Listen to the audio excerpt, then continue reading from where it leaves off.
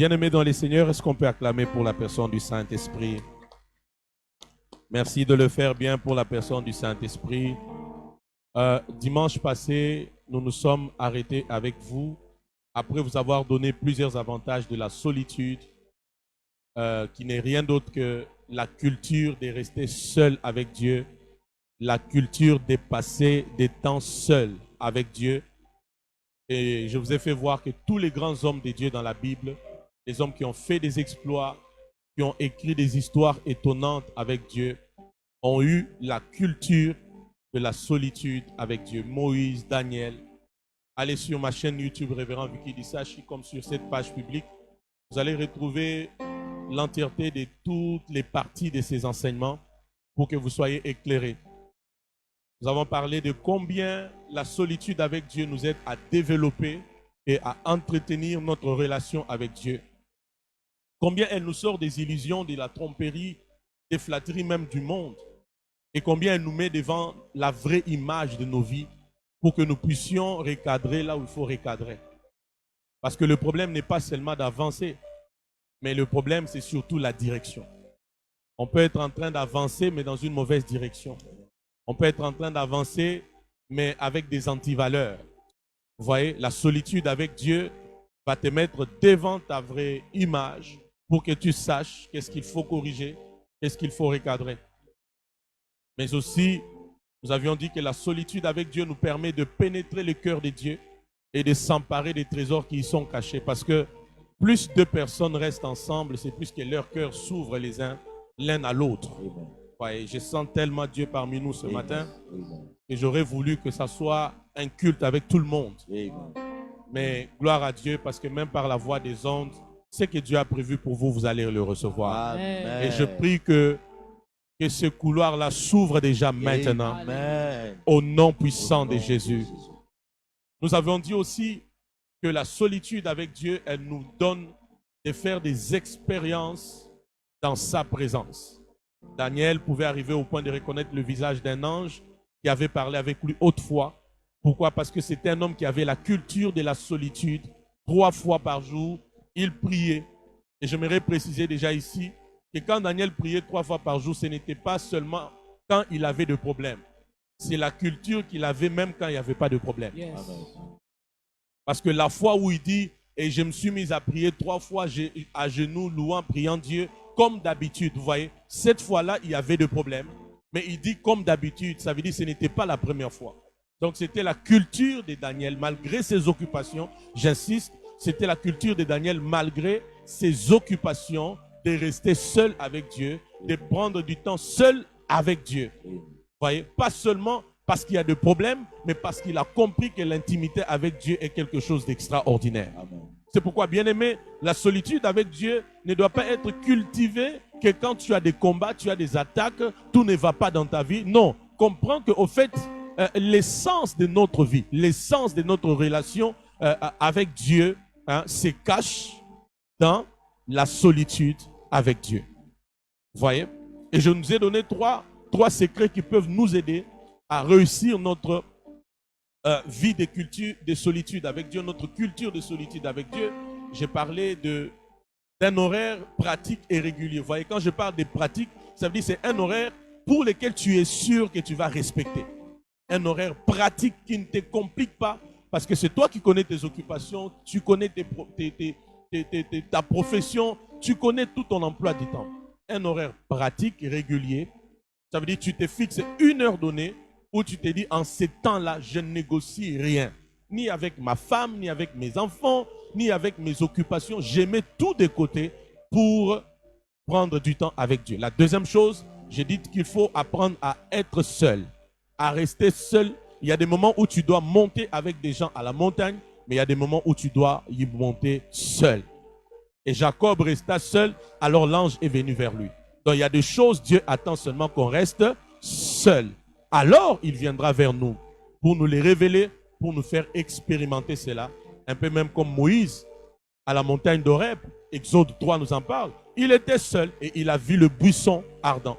Vous voyez, il est de ces expériences, il est de ces dimensions de Dieu qu'on peut découvrir, auxquelles on peut accéder que quand on va apprendre la solitude. Et enfin, nous avons parlé de l'atmosphère propice à la communion avec Dieu.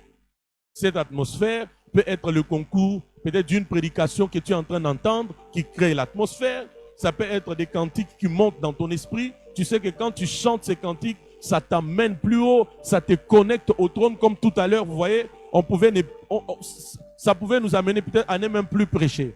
Parce que plus nous l'adorons, plus nous le louons, la Bible dit Dieu siège au milieu de louanges de quoi? De son peuple, vous voyez. Donc quand tu commences à les louer, tu commences à l'adorer, Dieu s'intéresse à toi. Amen. Tu attires Dieu vers toi. Amen. La présence de Dieu commence à se mouvoir et devient manifeste et tangible. Amen. Extraordinaire. Amen. Vous voyez? Et c'est là où je commence par là ce matin. Vous allez vous rendre compte comment ces choses se passent. Au fait, je vous apporte une vie. Je ne sais pas si ça vous est déjà arrivé. Vous êtes là, vous êtes en train de chanter. Yeswazali awa, Yeswazali awa, Yeswazali. Quand vous terminez, vous sentez qu'il y a encore un autre cantique qui vous vient. Je ne sais pas si ça vous est déjà arrivé. Vous sentez qu'il y a un autre cantique qui vous vient. Et quand cet autre cantique vient, il y a comme une autre dimension de la présence de Dieu qui explose.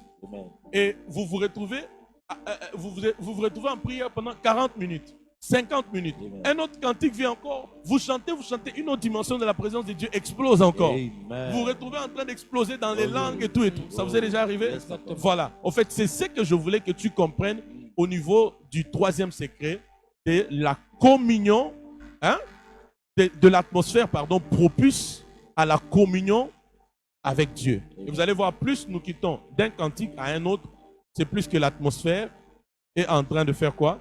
D'échanger. Je vous dis, ce matin, je suis en train de me forcer d'enseigner, mais mon esprit est dans beaucoup de choses. Je me force d'enseigner, mais mon esprit est dans autre chose. Mon esprit est dans autre chose. J'aurais bien voulu que ça soit un culte en face avec le peuple de Dieu pour que nous puissions rester chez lui, pour que nous puissions rester chez nous, hein, chez notre Père Céleste, pour que nous puissions prendre du temps à rester chez nous. À rester chez nous. Mais avançons par la grâce de Dieu. Un autre avantage de la solitude avec Dieu. 2 Pierre chapitre 1er, le verset 5. Ma pro idalia sekaporo. Lukuria kamando tototolobo sandro itele fraklatos. 2 Pierre chapitre 1er, le verset 5. Deuxième épître de l'apôtre Pierre, chapitre 1er, le verset 5. Lis-le pour moi, mon fils Eva. 2 Pierre 1er, verset 5. Alléluia. À cause de cela même, Oui. faites tous vos efforts pour joindre à votre foi la vertu, à la vertu la science. Verset 6. À la science la tempérance, à la tempérance la patience, à la patience la piété. Verset 7, à la piété, l'amour fraternel, à l'amour fraternel, la charité. Et 8, car si ces choses sont en vous et ils sont avec abondance, elles ne vous laisseront point oisifs et stériles pour la connaissance de notre Seigneur Jésus-Christ. Je vous ai dit que la culture de la solitude avec Dieu, c'est au fait la culture de passer du temps seul avec Dieu. Seul avec Dieu. Et écoutez-moi ce que je vais dire aujourd'hui. Le plus important n'est pas que les temps que nous passons. Par exemple, 2 heures, 3 heures. Mais le plus important, c'est ce que nous faisons dans les temps que nous passons. Amen. Amen. Peuple de Dieu, suivez-moi. Parce que vous voyez, non, l'homme de Dieu a dit la solitude, je vais prendre du temps. Oui. Le problème, ce n'est pas seulement de dire, j'ai fait 2 heures, j'ai fait 3 heures, j'ai fait 4 heures.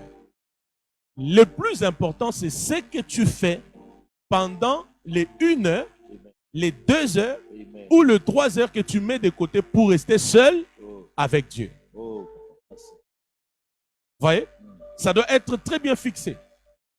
Parce que les résultats de la solitude sont en fonction de ce que nous faisons pendant les temps de la solitude. Amen. J'insiste. Les résultats, c'est en fonction de ce que nous faisons. Ça ne s'arrête pas juste à dire j'ai pris 1 heure du temps, j'ai pris 2 heures du temps. Parce que tu peux aussi prendre 1 heure du temps où tu es seul, mais tu ne fais que penser à ta vie. Tu ne fais que te soucier. Tu es sur ton téléphone en train de regarder tout ce qui se publie sur les réseaux sociaux. Tu peux être là seul, mais tu ne fais que dormir, tu ronfles.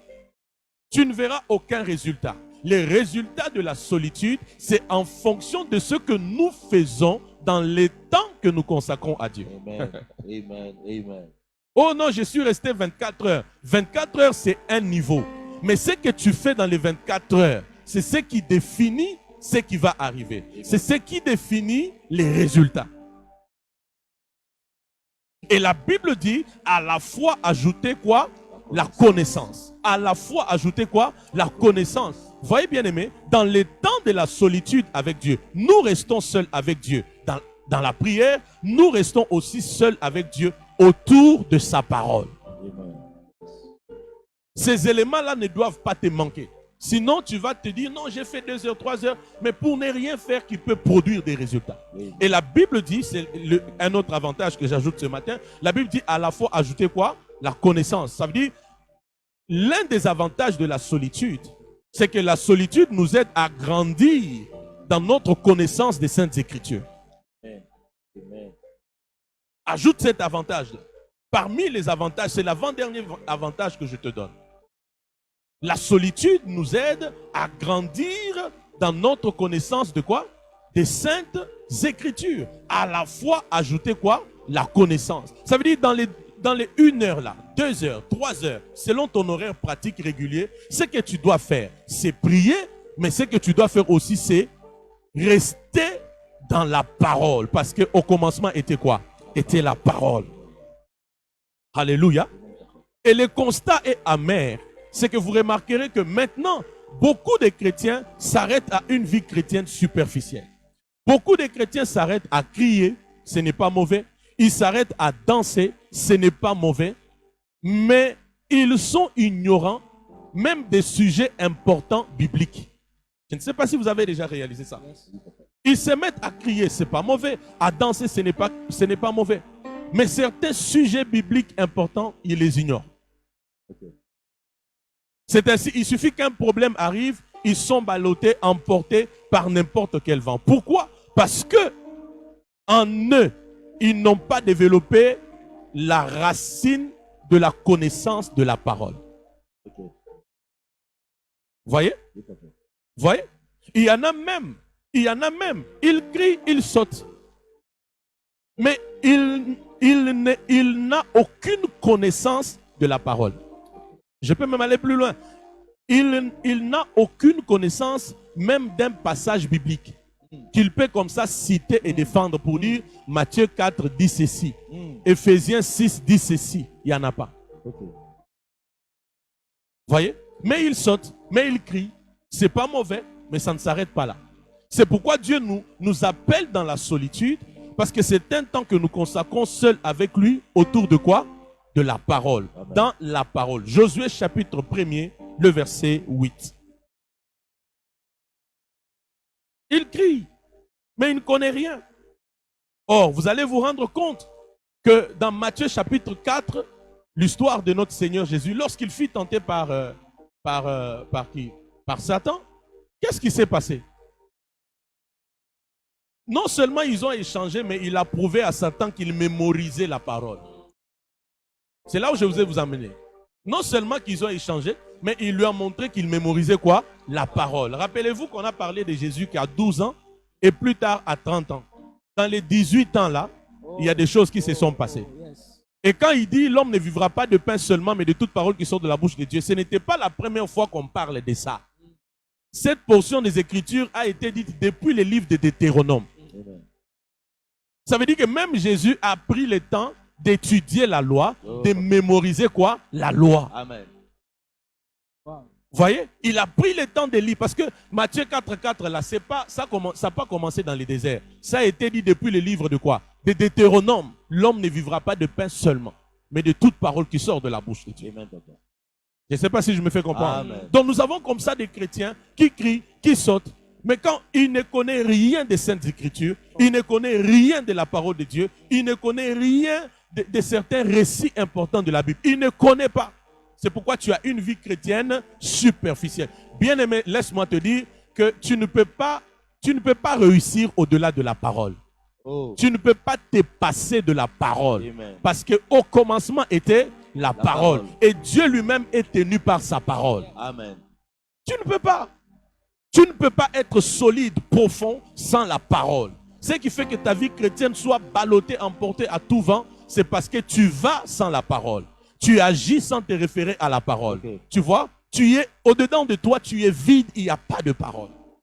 Josué chapitre 1er. Ma fille m'a mérité, lis pour moi. Josué chapitre 1er, le verset 8.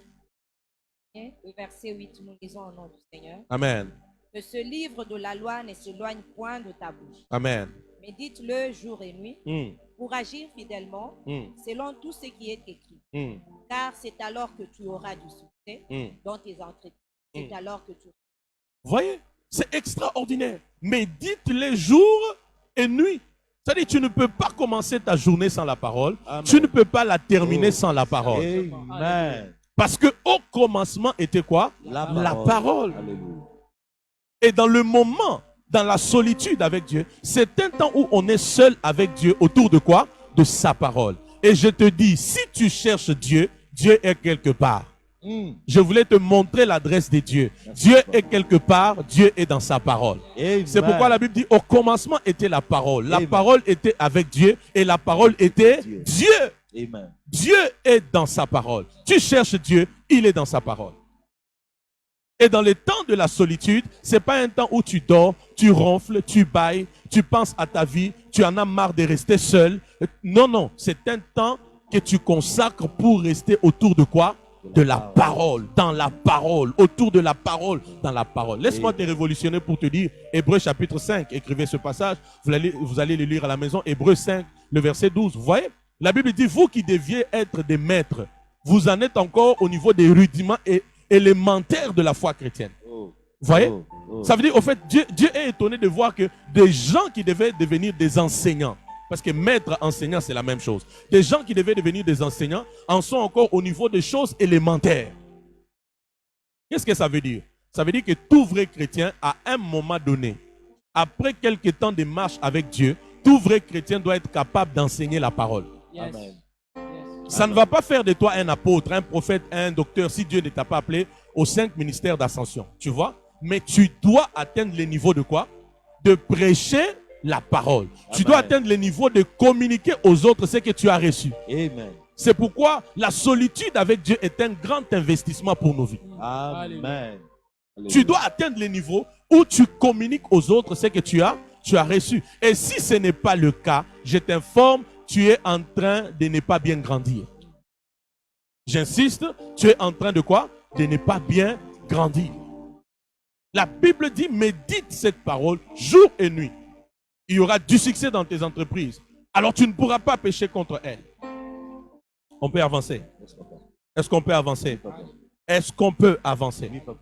Donc dans la solitude avec Dieu, c'est un temps que nous passons autour de quoi? De sa parole.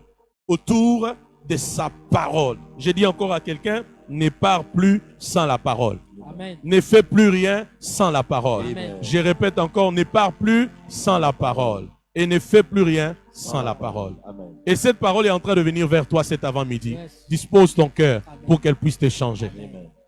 J'ai dit, dispose ton cœur pour qu'elle puisse te changer. Amen. Tu vois la Bible ici, cette Bible n'est pas seulement un outil du travail.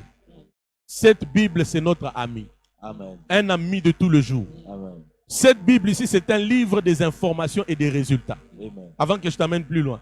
C'est un livre de quoi? Des informations et des résultats. Ça veut dire quand, à chaque fois que tu es en contact avec la parole, tu es en contact avec quoi? Avec des informations. Et ces informations, si tu peux les pratiquer, elles apporteront dans ta vie quoi? Les résultats. Elles apporteront dans ta vie les résultats. Genèse chapitre 3, avant qu'on aille plus loin, comme ça. Malouchibadagasa. Amen. Vous allez vous rendre compte qu'au fait, le plus grand combat du diable dans la vie de l'homme, c'est la parole de Dieu. C'est la parole que Dieu a donnée à l'homme. le verset premier, la Bible dit les serpents étaient les plus rusés de tous les animaux des champs que l'Éternel Dieu avait fait.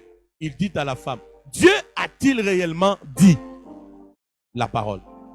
Dieu a-t-il réellement dit, vous ne mangerez pas de tous les arbres du jardin? Vous voyez même ici, même Satan ne connaissait pas réellement ce que Dieu avait dit à l'homme et à la femme. Il ne connaissait pas. Maintenant, il va vers la femme pour sonder, afin de savoir ce que Dieu a réellement dit, c'est quoi. Parce qu'ici, il parle de tous les arbres en général. Wow. Vous voyez? Mais il dit, Dieu vous a-t-il réellement dit?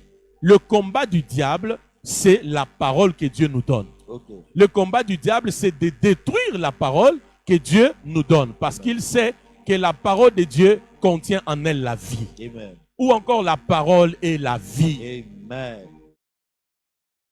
Bien-aimé, dans les moments de la solitude avec Dieu, tu dois rester autour de quoi? De la parole. Autour de quoi? De la parole. Autour de quoi? De la parole. J'ouvre une parenthèse prophétiquement. C'est pourquoi, lorsque tu rencontres peut-être un prophète qui te donne une prophétie de quelque chose de nouveau, quelque chose de nouvelle que tu n'as jamais appris sur ta vie ou sur ton avenir, sur ton ministère, ton mariage, ta santé et tout. Écoute, le moment où cette parole est libérée, mets-toi en tête que le diable aussi s'élève. Okay. Mets-toi ça en tête. Quand cette parole est libérée, Dieu va faire ceci, Dieu va faire cela. Mets-toi en tête que maintenant le diable fait quoi aussi? Il s'élève. Parce que lui, son travail, c'est de toujours s'attaquer à quoi? À la parole que Dieu libère. Parce qu'il en connaît les retombées. C'est pourquoi quand tu reçois des promesses, des prophéties, Dieu fera ceci, cela avec toi, ne t'arrête pas juste aux sensations.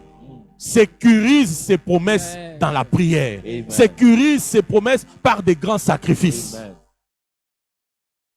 Avançons, c'était qu'une parenthèse. Quelques degrés de la parole. Aria soreverira bobo. Sabou rabina bedes. Psaume 119, le verset 105. Psaume 119. Lis pour moi, mon fils Israël. Psaume 119, verset 105. Oui. Il dit, ta parole. Ta parole est une lampe à mes pas. Une lumière sur mon sentier. N'est-ce pas? Le premier degré que vous devez retenir, c'est que la parole de Dieu est une lampe. La parole de Dieu est une lampe. Et cette lampe est là pour nous, premièrement, pour nous guider. Deuxièmement, pour nous empêcher du mal. La parole de Dieu est une lampe. Je veux que tu comprennes les degrés de la parole. Pour que quand tu es dans tes moments de solitude, autour de la parole, que tu comprennes ce que Dieu sera en train de faire dans ta vie. Amen. Parce que pour plusieurs chrétiens, vous savez, plusieurs chrétiens, lire cette Bible est une corvée. C'est une corvée. Rester avec la parole. C'est une corvée. C'est vraiment une corvée. Le fils de Corée dit ceci, que la parole de Dieu est une lampe. N'est-ce pas? Une lumière sur son sentier. Retiens-le, premièrement, la parole de Dieu est quoi? Est une lampe qui nous guide, une lampe qui nous empêche à faire quoi? À faire le mal. Au fait, le problème c'est quoi? C'est que quand tu comprends que la parole de Dieu est une lampe, Dieu t'appelle seulement à te rassurer que tu es en train de faire ta vie en conformité avec la parole. Amen. Parce que si tu n'es pas, j'insiste bien aimé, si tu n'es pas en conformité avec la parole, ça veut dire que tu es loin de la lumière. Et quand tu es loin de la lumière, ça veut dire que tu es dans les ténèbres. Oh Dieu. Je suis en train de dire à quelqu'un combien ta vie serait meilleure si tu utilises cette lampe sur une base quotidienne. Parce que souvent tu vas sans la parole.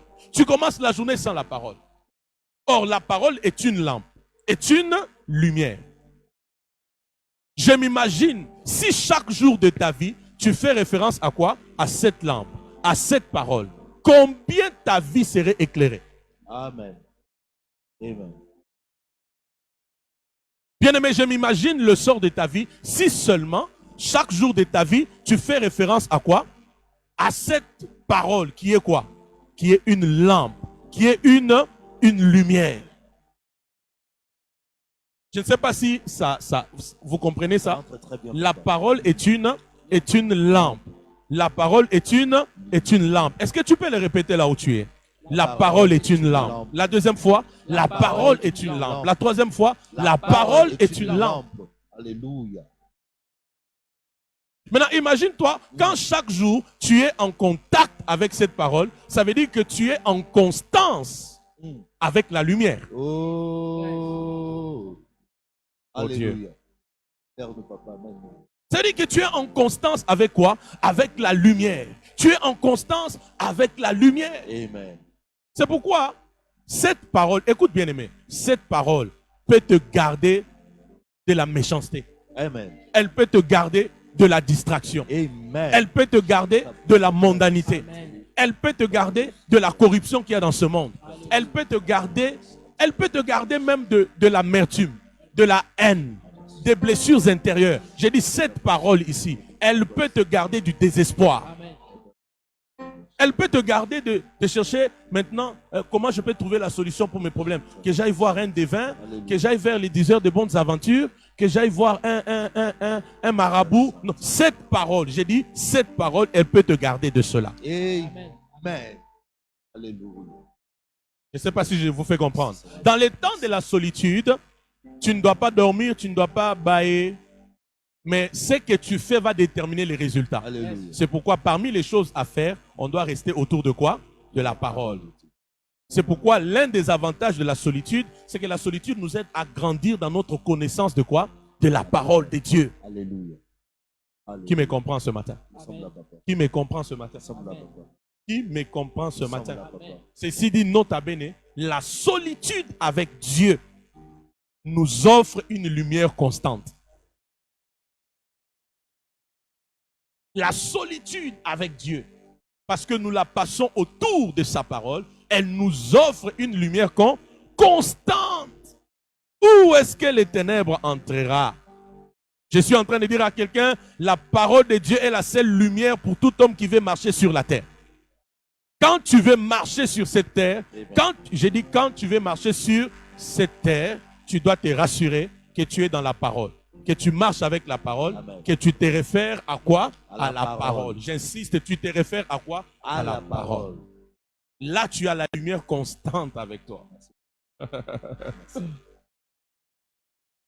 Maintenant, imaginez-vous maintenant, réfléchissons. Imaginez-vous que pour toi qui me suis, ou toi qui me suivras, la seule fois où tu entres en contact avec la parole de Dieu, ce n'est que dimanche quand tu viens à l'église. Réfléchissons. La seule fois où tu entres en contact avec la parole, ce n'est que dimanche quand tu viens à l'église, pire encore en retard. Est-ce que l'intensité de la lumière peut être la même dans la vie comme dans la vie de quelqu'un qui est dans la parole chaque jour de sa vie? Ça ne peut pas être la même. Vous voyez? J'insiste encore, bien aimé. Comprends-moi très bien. Pour celui qui, chaque jour de sa vie, sur une base quotidienne, reste dans la parole, lit la parole, se réfère à la parole, médite la parole, étudie la parole, il est en constance avec quoi? Avec la lumière. Mais c'est lui qui, c'est seulement les dimanches, quand il vient à l'église, ou encore quand il fait face à un problème, là il se rappelle que la Bible existe. C'est en ce moment-là qu'il y a un peu de lumière qui vient. Mais l'intensité ne sera pas la même avec celui qui médite cette loi jour et nuit. Amen. Je ne sais pas si je me fais comprendre. Amen. Amen. Je ne sais pas si je me fais comprendre. Oui, papa. Je ne sais pas si je me fais comprendre. Amen. J'insiste encore, la solitude avec Dieu nous offre une lumière constante. À cause de quoi? À cause de notre vie avec la parole. On peut avancer? Oui, papa. Jérémie chapitre 5, le verset 14.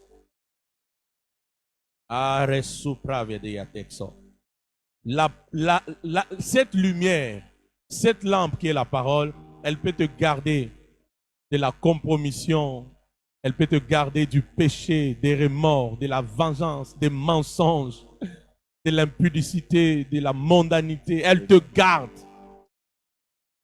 Elle te garde. Elle te garde. Elle te garde. Attendez, Jean chapitre... on va lire ça.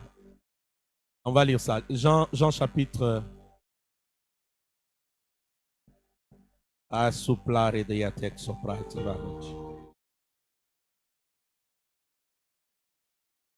chapitre 15, le verset 3.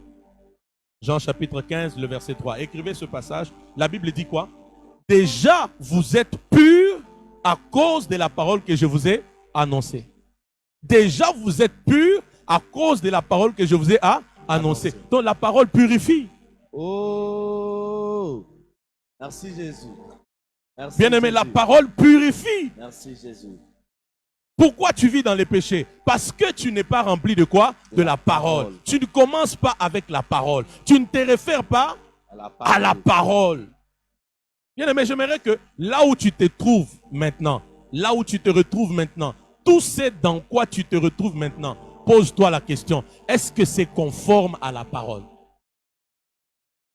Tout ce dans quoi tu es aujourd'hui, tout ce que tu fais, pose-toi la question, est-ce que c'est en conformité avec la parole? La parole nous purifie. En d'autres termes, la solitude avec Dieu nous purifie. La solitude avec Dieu nous purifie. Elle nous garde loin des impuretés du monde. Elle nous garde loin des corruptions du monde. La solitude avec Dieu, elle fait quoi? Elle nous purifie parce que nous passons du temps autour de quoi? De sa parole. Déjà, vous êtes purs à cause de quoi? De la parole que je vous ai annoncée. Non, sopria d'esta fai. Amen. Jérémie 5, 14.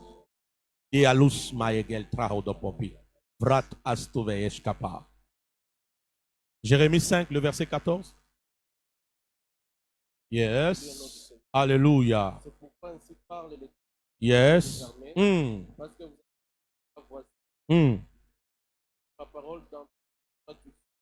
Yes. Que ma parole dans ta bouche soit comme du feu et ce peuple comme le bois. Afin que quand tu parles cette parole, le monde pense que ça s'arrête qu'à une voix qu'on entend, mais en vérité, c'est un feu qui sort. Amen.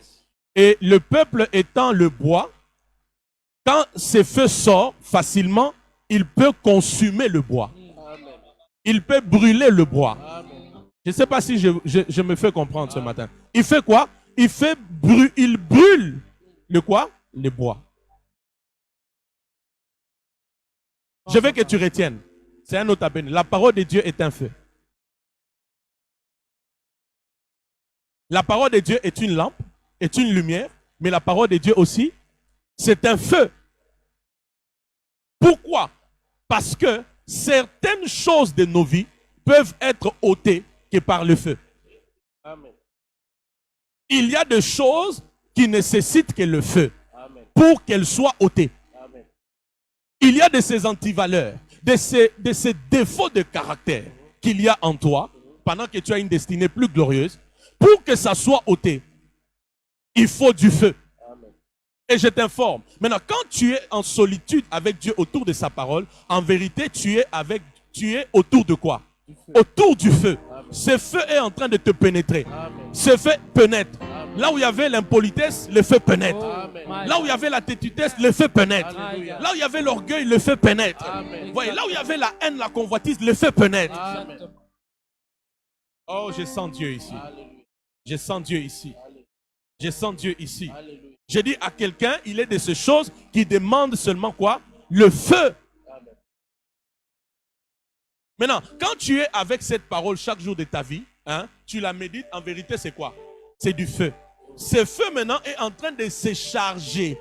Hein? Il se charge de tous les éléments indésirables qu'il y a dans ton caractère. Amen. Je ne sais pas si je parle à quelqu'un. Je dis, ce feu va se charger de quoi? De tous les éléments qui sont indésirables dans quoi? Dans ton caractère. Il va commencer à consumer la haine, il consume l'arrogance, il consume la distraction, il consume, parce qu'il y a des choses qui nécessitent que le feu. Amen. Pour que ça soit ôté de nos cœurs. Est-ce que quelqu'un m'entend? Est-ce que quelqu'un m'entend? J'ai dit quoi? Quand tu es en contact, je veux que vous puissiez me comprendre. Quand tu es en contact avec cette parole, tu es tu es en contact avec une lumière constante. Tu sauras quel chemin prendre, quel chemin ne pas prendre. Tu comprends les secrets de la force spirituelle. Quand tu es avec cette parole, c'est comme du feu. Ce feu pénètre dans ton caractère pour enlever toutes les choses indésirables.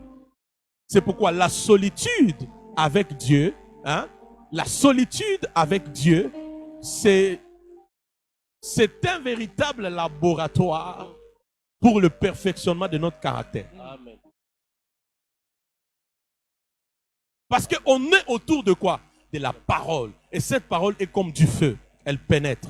Et elle commence à faire quoi? À ôter. À ôter. À ôter. À ôter. Bien-aimé, laisse que ce matin, que cette parole soit comme du feu. Amen. Qui entre dans ton cœur Amen. pour bombarder, pour détruire, Amen. pour consumer, Amen. pour ôter Amen. de ton caractère Amen. tout ce qui est indésirable. Amen. Au nom de Jésus-Christ. J'ai dit au nom de Jésus-Christ. J'ai dit au nom de Jésus-Christ. Si c'est ta parole, tu la reçois au nom de Jésus-Christ. Il est de ses faiblesses, toi-même tu sais, tu luttes avec. Ça te ramène aux choses que tu as abandonnées. Tu tiens aujourd'hui, 2 semaines après, tu retombes, tu rechutes. Il est de ses défauts. Vous savez, il y a des gens, quand tu les vois prier, tu l'envies. Quand tu la vois chanter, tu l'envies. Quand tu le vois prêcher comme je prêche là, tu l'envies. Mais dès qu'il sort de la peau de choses spirituelles, c'est un caractère amer. C'est un caractère indésirable, insupportable. Au point où, toi qui l'enviais au loin, tu te dis, je ne vois pas pourquoi l'envier. Je ne vois pas pourquoi. Parce que quand tu le vois chanter, prêcher, tu te dis, waouh. Mais s'il faut vivre avec lui, c'est un caractère indésirable, insupportable. Bien-aimé, le remède à cela, c'est quoi? C'est la solitude avec Dieu autour de quoi? De sa parole. Il y a un feu qui sortira de la parole, qui va entrer dans ton caractère pour bombarder tout ce qui est indésirable. Et je prie que tu ouvres ton cœur ce matin et que tu reçoives ce feu dans ton cœur. Que tout ce qui doit être détruit soit détruit au nom de Jésus-Christ. Nous devons en avoir marre que les gens disent, il est chrétien mais menteur, mais boudeur, mais voleur, mais allumeur, mais escroc, mais cupide. Ça doit s'arrêter. On peut avancer? On peut avancer? Je décrète et je déclare. Toi qui es serviteur de Dieu qui m'entend, toi qui es serviteur de Dieu qui m'entendra, que la parole de Dieu désormais dans ta bouche soit comme du feu. Amen. Que la parole de Dieu dans ta bouche soit du feu. J'ai dit que la parole de Dieu dans ta bouche soit du feu. Amen. Que la parole de Dieu dans ta bouche soit du feu. Amen. Je suis en train de t'annoncer les oracles de Dieu. Que la parole de Dieu dans ta bouche soit du feu. J'ai dit que la parole de Dieu dans ta bouche soit du feu. Amen. Et que le peuple avec ses problèmes, ses liens, ses combats, ses démons soit comme du bois. Amen. Et que rien n'échappe à ta parole. J'ai dit que rien n'échappe à ta parole. Quand tu parleras, que ça soit du feu. Amen. Que les démons quittent les corps. Amen. Que les maladies quittent les corps. J'ai dit que même des maladies déclarées incurables quittent le corps. J'ai dit que la parole de Dieu dans ta bouche soit comme du feu. Amen. Et que tout problème auquel ta parole va confronter, que ces problèmes disparaissent. Amen. Parce que ces problèmes deviennent un bois et ta parole est du feu qui consume le bois. Amen. Reçois cela sur ta langue.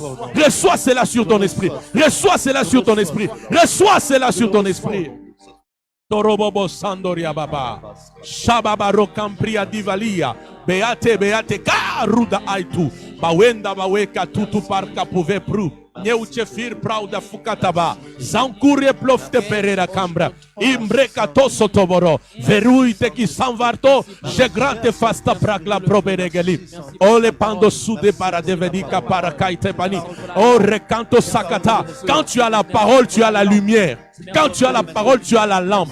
Tu ne peux pas manquer la direction. Quand tu as la parole, tu ne peux pas manquer la direction. J'ai dit quand tu as la parole, tu as le feu. Tu as le feu. Bien-aimé, pendant que je parle, reçois ce feu dans ton caractère. Reçois ce feu dans ton cœur. Reçois ce feu dans ton cœur. Reçois ce feu dans ton caractère. Que tout défaut dans ton caractère soit consumé. Que toute chose indésirable dans ton caractère soit déracinée. Soit déracinée. Soit déracinée. Que toute faiblesse de caractère soit déracinée. Que toute faiblesse de caractère soit déracinée. Que toute faiblesse de caractère soit déracinée par le feu qui est imagé par la parole. Il y a des choses pour lesquelles tu as beau lutter. Je t'informe, la réponse est dans la parole. Amen. Car elle est un feu. Elle peut ôter. Elle peut ôter. Elle peut ôter car certaines choses demandent le feu pour qu'elles soient ôtées. C'est pourquoi, bien-aimé, ne perds pas le temps. Quand tu consacres ton temps avec Dieu, reste dans la parole. J'ai dit reste dans quoi? Dans la parole. Tu as besoin que certaines choses indésirables quittent ton caractère. Tu as besoin que certaines choses indésirables quittent ton caractère. Reste en contact avec quoi? Avec la parole. Dans la solitude avec Dieu, reste avec la parole. Cette parole, c'est quoi? C'est un feu. C'est un feu. Jérémie 23, 29. La Bible dit aussi que la parole de Dieu est comme un marteau. C'est là où j'arrête ce matin. La parole de Dieu est comme un marteau. Elle brise. Certains caractères ont même des... Vous savez que certains caractères ont même des fondements maléfiques. Yes. Je ne sais pas si je parle à quelqu'un. Certains caractères ont même des fondements maléfiques. C'est-à-dire c'est des choses qui viennent de l'arrière-grand-père ou de ton père, ça vient des cousins, ou c'est la même chose qu'on voit chez ton père, on la voit aussi chez toi. Tu as beau lutter avec, j'ai dit à quelqu'un, tu as beau lutter avec, tu n'as pas pu. Korando sakapaya. Je t'apporte un secret ce matin. Yes. C'est la vie avec quoi? Avec la parole. La Bible dit la parole de Dieu est comme un marteau. Et dans sa dimension de marteau, elle brise toutes choses. Amen. Il n'y a rien qui peut résister à la puissance de la parole de Dieu.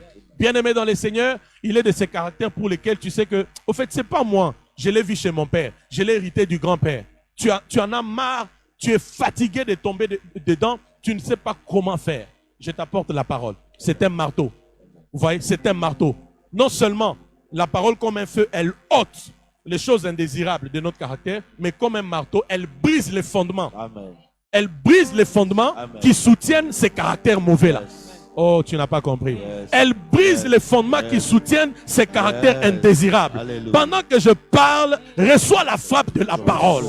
Reçois la frappe de la parole. Reçois la frappe de la parole. Reçois la frappe de la parole.